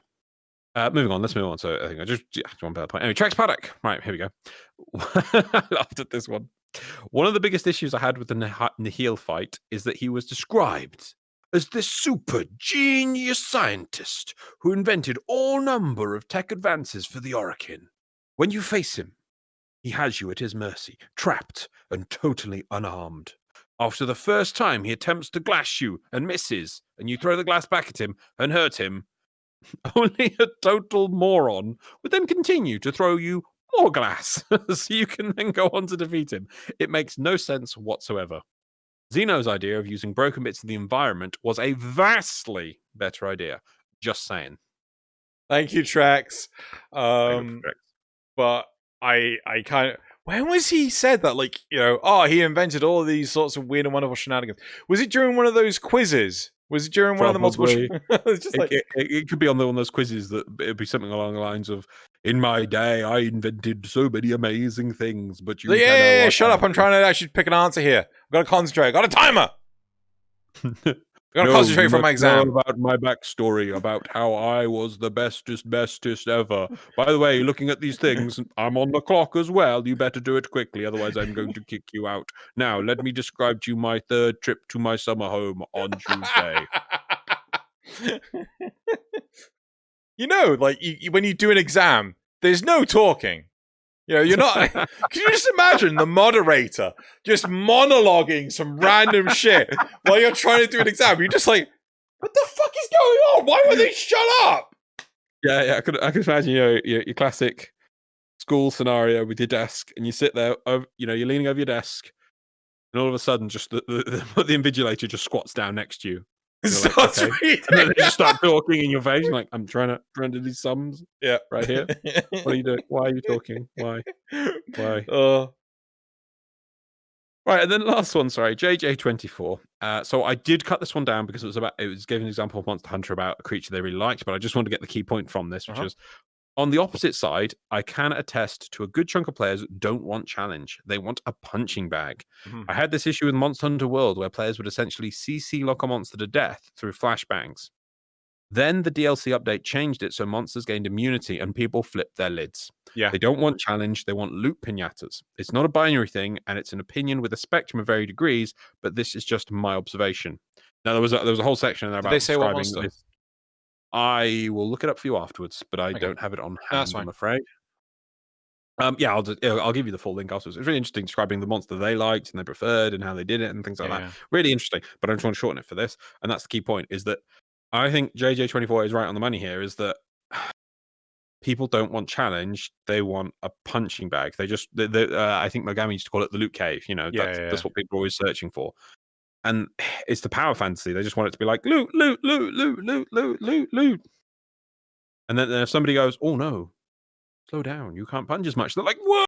Yeah. I want my loot. But I need my punch. I need to punch. No, I want my loot. My loot. One punch. Sorry. One punch loot. Yeah.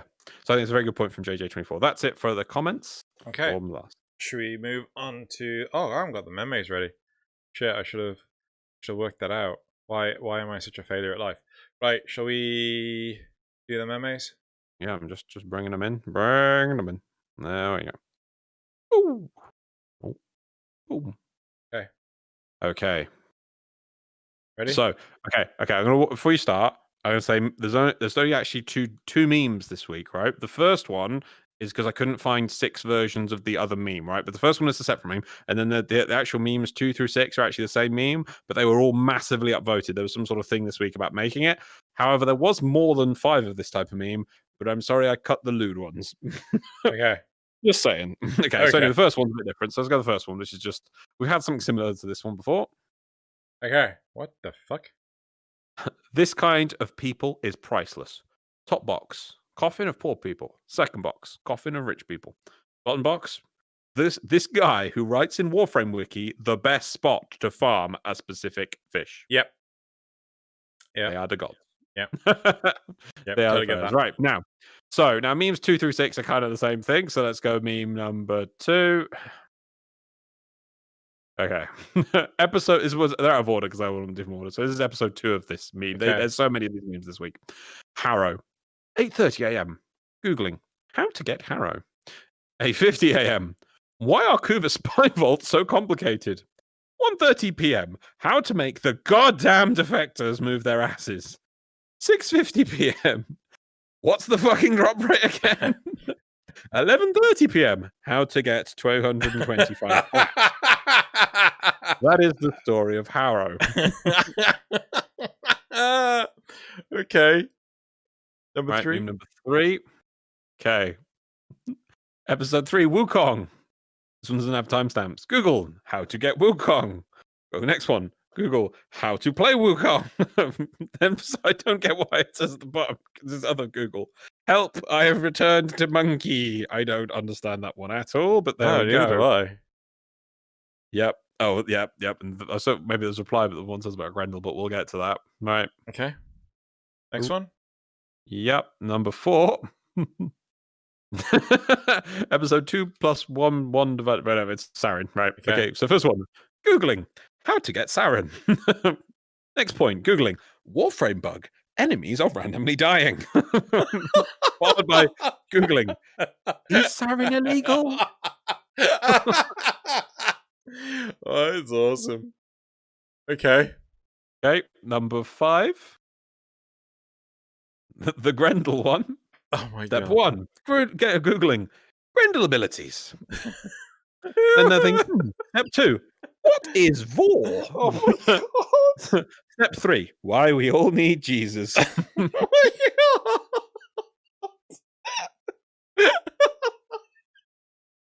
Okay.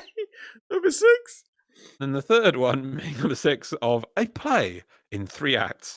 8:32 p.m. How to get Hydroid. 8:43 p.m. How to play Hydroid. 9 p.m. Ocean Man, 10 hours.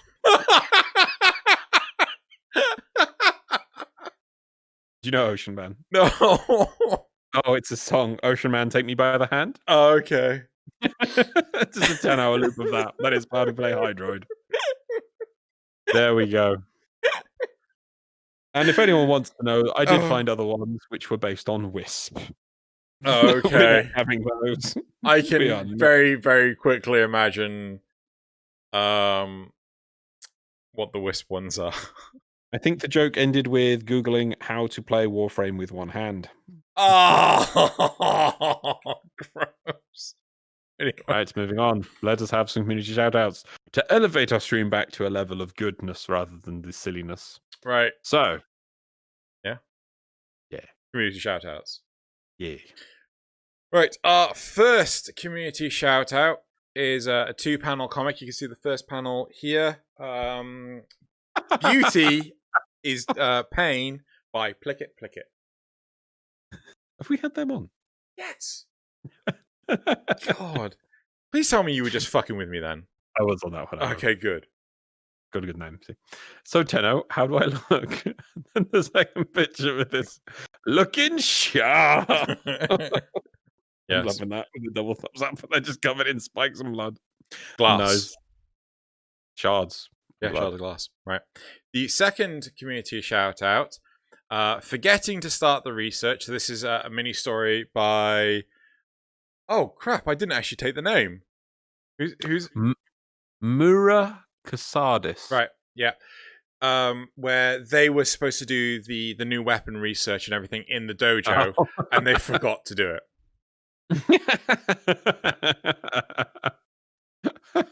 Yeah. This is why they need to remote desktop into their computer. But they might be on console. Oh, that's problematic. You can't have console. That's the bad. Have those been released on console yet? I don't know. Anyway, probably not actually. Yeah, community shoutout 3. Oh, sorry. Is this? What? Wait if you'd load it up. Calm down. I know. Number 3, right? Is that not actual like? What? Sorry, I've just made it big. It's not like what's the term? I don't know. Concept art. No, it's not concept art, Loz. God damn, are you sure? Yes, I'm very sure. Right, so this is Nihil, the Glassmaker by Elusive LB. Honestly, I remember Elusive LB's name. We've not had them on often. Like, we've not shouted out their stuff often. I'm like, have we shouted this out before? But this was actually brought to my attention on Twitter. So if you actually have, like, if you find some community art that you think, this is amazing, please feel free to send it to me on Twitter. I do love seeing them all.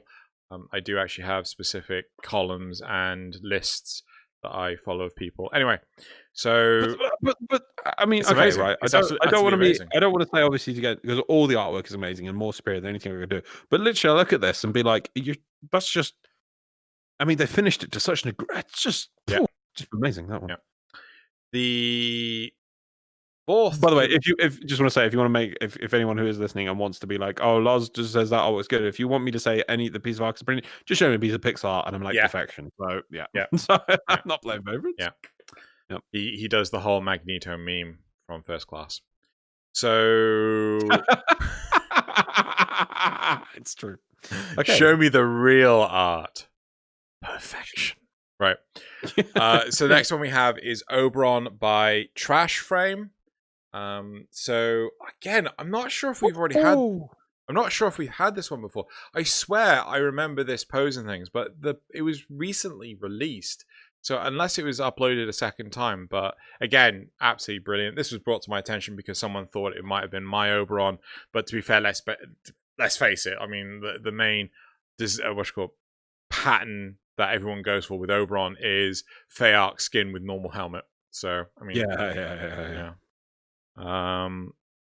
But still, absolutely gorgeous, and I would be honored if someone did this for me. So maybe you should ask for a recolor and just get them to recolor it into yours. Right. The fifth community shout out, after I've just refreshed the page like a muppet, is Warframe Tarot Cards by Kathy. So there's 2 of them. On screen right now is one of the 2. So you can go to the link in the description and you can see both of them. Yeah. What Warframe is that? I have no idea. But I know the second one is Oberon. One day is only a full tarot. For now, I'm happy with these 2 cards for Decentra. They are Warframe, yeah. Yep. Wow. Who was it who did do Warframe tarot cards years ago?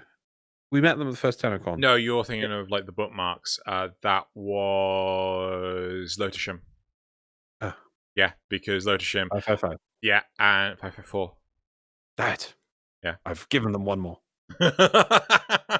Which I appreciate. But it's, yeah. Anyway, right. So, and then the 6th community shout out is Uncle of the Year by Alex Draws Things. I honestly don't know who the character on the right is, but it's a little comic skit about effectively Netflix. And yeah. I borrow Natal's Barrowflix. I ain't paying for that. Replies. What is this? No? No, I do not understand. Well, it's I'm pretty sure it's like, do you have Barrowflix? Barrowflix? Yeah. Barrowflix. And because you can actually have multiple accounts on Netflix. Yeah, I know. I'm just trying to think, but like Barrowflix? Because okay. But No. yeah, no, I mean, like, just making it Warframe themed. Yes. So, like, anyway. Love the art though. It's so cute. Yes. I love the pillow they're holding. Right, so that's it for the community shoutouts. That is the off button. And now it is time for Loz to give me his quote.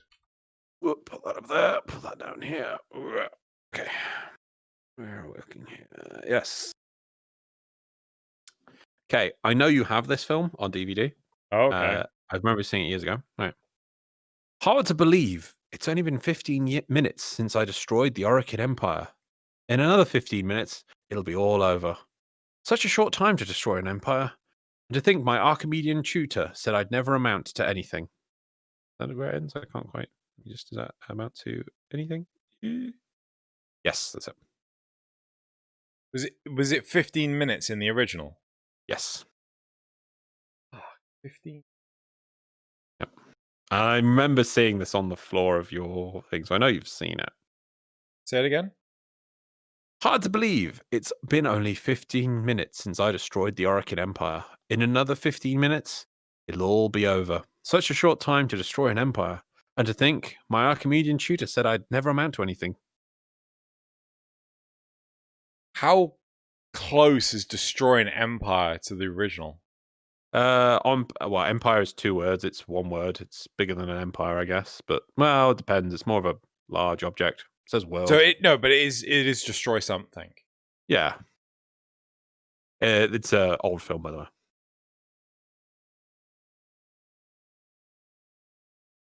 Fuck. So it's pre-2000. I think we watched it. It's a funny film. It's a comedy, but It's a comedy. Yep, 1985. Sci-fi? No, it's a real world setting. 15 minutes. And I destroyed something. I can tell you the something if you want. Yeah, I can give you the original what's quote. the something? The world. 15 minutes I destroyed the world. And you said real world setting? Yeah. Of 1985-ish. 1985? Yep. Oh god, this is actually ringing a bell now. It's not like he actually blew up the planet. It's actually he just, made everyone die. Fuck. Well, he will make everyone die if he doesn't do something. It's a comedy. He stops it. 1985. Oh, I'm going to kick myself, aren't I? Probably. I think we've watched this together. Or some of it. Go on, what is it? Spies Like Us. Oh, motherfucker! Oh, such a good movie as well. Yep. So at the end, when he fires the nuke, and then they're like, in 15 minutes, they'll detect the nuke and they'll fire back, and then the world will be over. But he stops it. Yeah, that yeah, very good. That was a brilliant movie. I'm just, how we're talking about the whole test thing. Testing? Yeah, you're doing an exam and you've got a moderator. Yeah. And I'm just remembering that one scene from Spurs. Like, God, I can't remember that now. I want to watch that again now. Bro, Stupid lockdown. He's in he's in the test room. He's got like a prosthetic arm, where he's hidden like. And he's got like an eye patch, and he's put answers in the eye patch, and everyone's just watching him cheat. I was like, does he not realize how obvious he's being right now? God, yeah, brilliant movie. If you haven't watched Spies Like Us, you should bloody well watch it. Really good movie. So Anyway. stupid lockdown, because if it wasn't for this lockdown, I'd be like, I'll come over and pick up 10 o'clock tomorrow and we can watch that. Wouldn't that be amazing? What Well, happened to having fun, eh?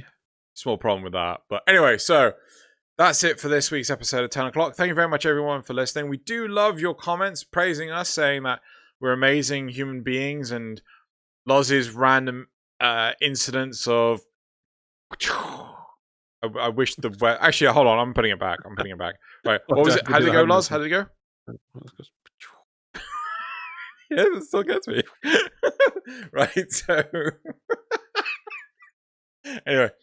Yeah. But no, so obviously we'll finish off this episode by saying please go into the comments of the video below and please put your comments, even if you want to say you guys are way off base. Do you know, please, even if you do think that, please do, because I would love to people to be like, oh, you guys are just idiots. You don't know this and this and this. Please, I would love to, and I'll make sure I reply to you if you give me some interesting feedback to do. What else can I say? Yes, go into the comments, the description of the video, and there'll be a link if you want to win platinum. Go in there and vote on the emblems. Do we still do that? Yeah, it's part of the whole thing. And then answer the poll questions we'll put up, because we'll feedback on those next week. So do put your thing in there, because it adds to the value if you think we're wrong or something, or you can put that. So there's loads of feedback we'd love to get from people. And then if you are a Patreon subscriber of Xeno, why not if you're not? But if you are, I think on, or Ko-fi, yes, I think there's links in the description for that. There's, when's it go up? Tuesday, Wednesday for the next week's feedback on that? What? The supporter questions. Oh, yeah. I tried to do it Monday. It's either like Wednesday, Thursday, or sometimes the day we're recording.